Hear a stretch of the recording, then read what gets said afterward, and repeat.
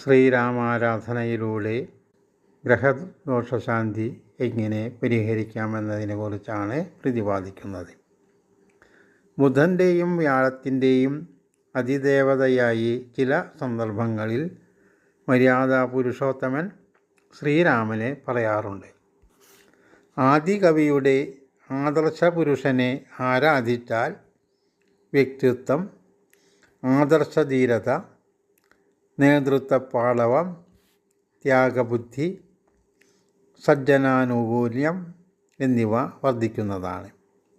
ഏതൊരു വിഷമസന്ധിയിലും പതറാതെ നിൽക്കുവാൻ ശ്രീരാമഭജനം നമ്മെ സഹായിക്കുന്നു.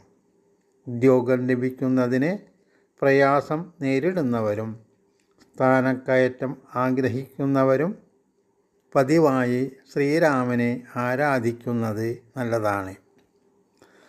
ആധ്യാത്മരാമായണം കിളിപ്പാട്ടിലെ പ്രത്യേക ഭാഗങ്ങൾ അഭിഷ്ടസിദ്ധിക്കായി പാരായണം ചെയ്യുന്നതും നല്ലതാണ്. ഹരേ രാമ രാമ രാമ ഹരേ ഹരേ, ഹരേ കൃഷ്ണ കൃഷ്ണ കൃഷ്ണ ഹരേ ഹരേ. കരിദോഷശാന്തിക്കായി വിധിച്ചിട്ടുള്ള ഈ മന്ത്രം പതിവായി ജപിക്കുന്നതും നല്ലതാണ്.